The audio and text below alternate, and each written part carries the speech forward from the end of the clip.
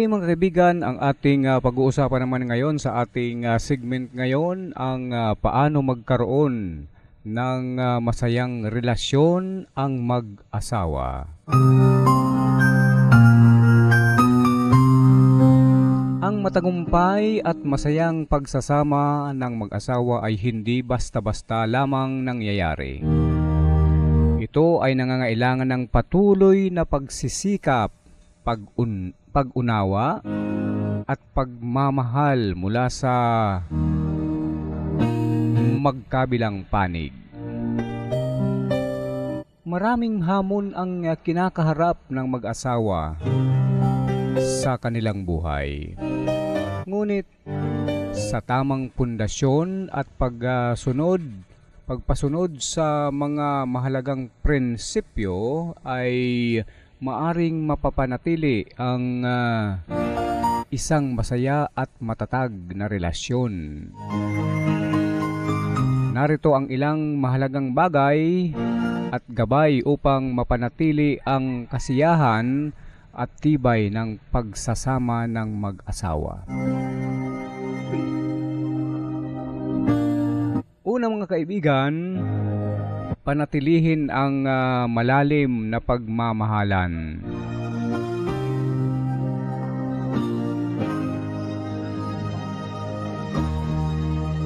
Ang pagmamahalan ang pundasyon ng isang matibay na relasyon.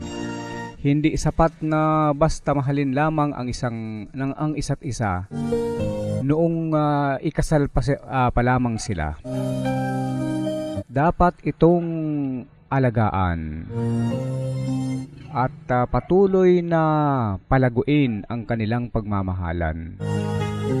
Ang pagpapakita ng pagmamahal ay maaring sa simpleng paraan tulad ng pagyakap, paghalik, pagbati at pagtawag ng I love you. O paggawa ng maliliit na bagay na nagpapakita ng malasakit sa bawat isa.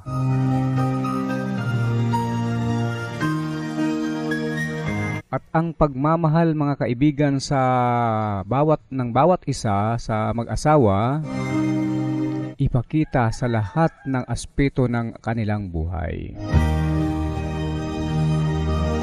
Pangalawa, ang epektibong komunikasyon. Napakahalaga mga kaibigan ang komunikasyon. Ang bukas at tapat na komunikasyon ay isa sa pinakamahalagang susi sa isang maligayang pagsasama. Ang mag-asawa ay dapat marunong makinig at magpahayag ng kanilang damdamin ng may respeto sa bawat isa. Iwasan ang pagbibigay ng malasakit o iwasan ang pagbibigay ng masakit na salita at pagtaas ng busis sa tuwing may hindi pagkakaunawaan. Sa halip, gawing layunin ang pag-uusap ng mahinahon at may paggalang sa bawat isa. At ang pangatlo ay kailangan magkaroon ng oras sa bawat isa.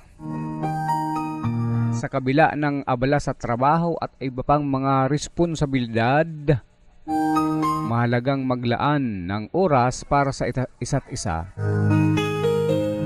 Magplano ng date, maglagay ng o maglakbay ng magkasama, o kahit simpleng pag-uusap man lamang bago matulog. Ang pagbibigay ng oras sa isa't isa ay nagpapakita ng pagpapahalaga at nagpapalakas ng kondisyon o ng koneksyon ng mag-asawa.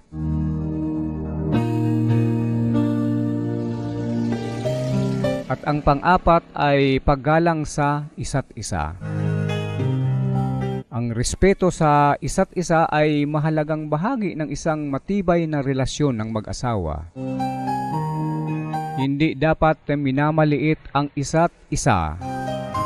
maging sa harap ng ibang tao o kahit sa pribadong usapan.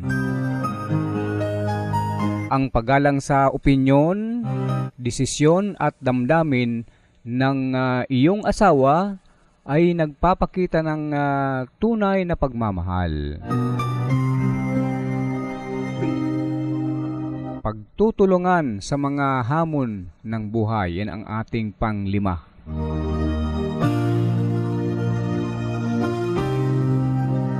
Ang buhay mag-asawa ay hindi laging puno ng kasiyahan.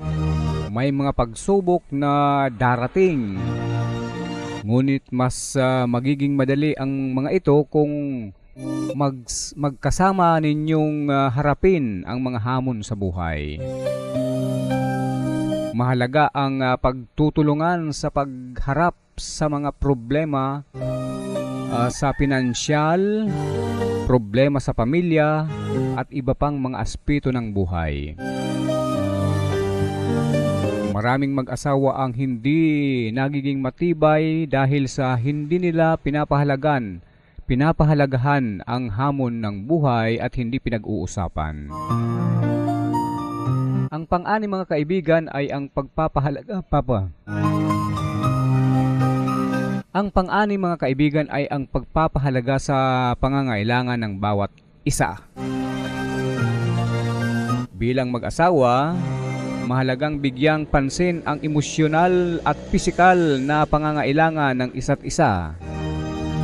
Ang pagpapakita ng pagpapahalaga sa pamamagitan ng maliit na bagay tulad ng pagbibigay ng sorpresa, pag-unawa kapag pagod ang asawa, at pagbibigay ng suporta sa kanyang pangarap at nagpapalakas ito ng kanilang relasyon.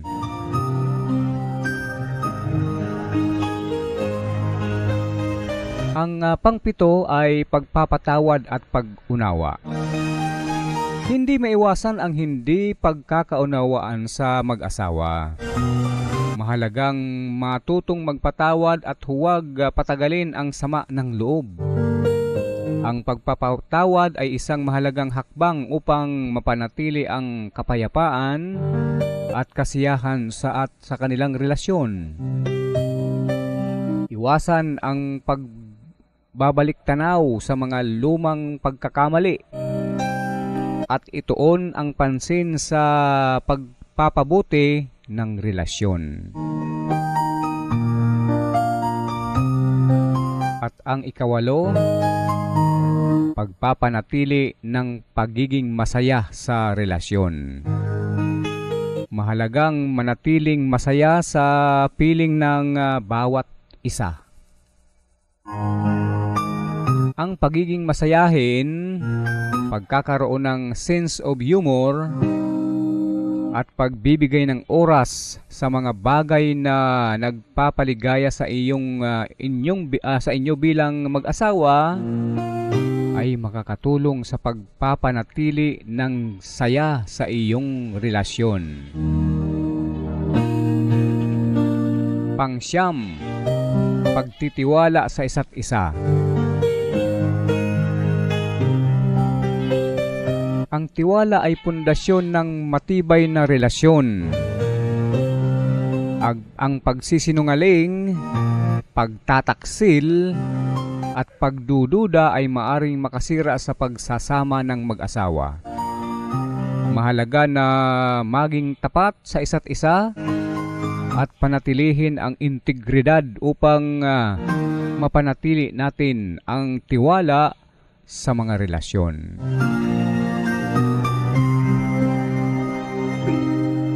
At ang pangsampu ay ang pananampalataya sa Diyos bilang sentro ng relasyon ng mag-asawa. Ang isang relasyon na nakaangkla sa pananampalataya ay mas matibay at mas puno ng pagmamahal. Ang panalangin ng magkasama, pagbabasa ng Biblia at pagsunod sa mga turo ng Diyos ay makakatulong upang mapanatili ang kasagraduhan ng kasal. Ang pagsunod sa kalooban ng Diyos ay nagbibigay ng gabay sa tamang pagtrato sa isa't isa bilang mag-asawa. Ang masayang relasyon ng mag-asawa ay hindi isang bagay na kusa lamang nangyayari. Ito ay kailangan ng patuloy na pagsisikap, pagmamahal, at pagpapahalaga sa bawat isa.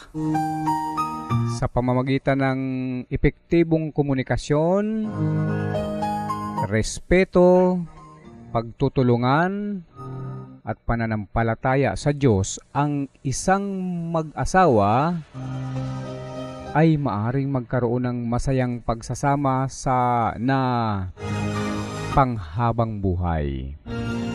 Ang pag-aasawa ay isang biyaya mula sa Diyos, kaya't nararapat itong pangalagaan at pagyamanin araw-araw.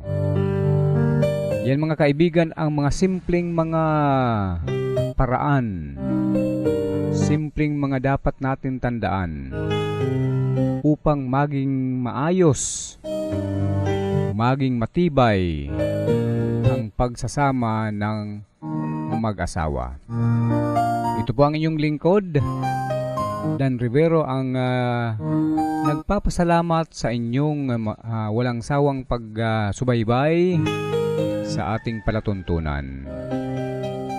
Kung nagustuhan po ninyo ang temang ito, maaari po ninyong i-share, ibahagi sa inyong mga mahal sa buhay, at mag-subscribe sa ating YouTube channel para marami pa tayong mga kababayan na maabot ng mga impormasyon na mahalaga sa ating buhay araw-araw. Maraming salamat sa inyong pakikinig, and God bless.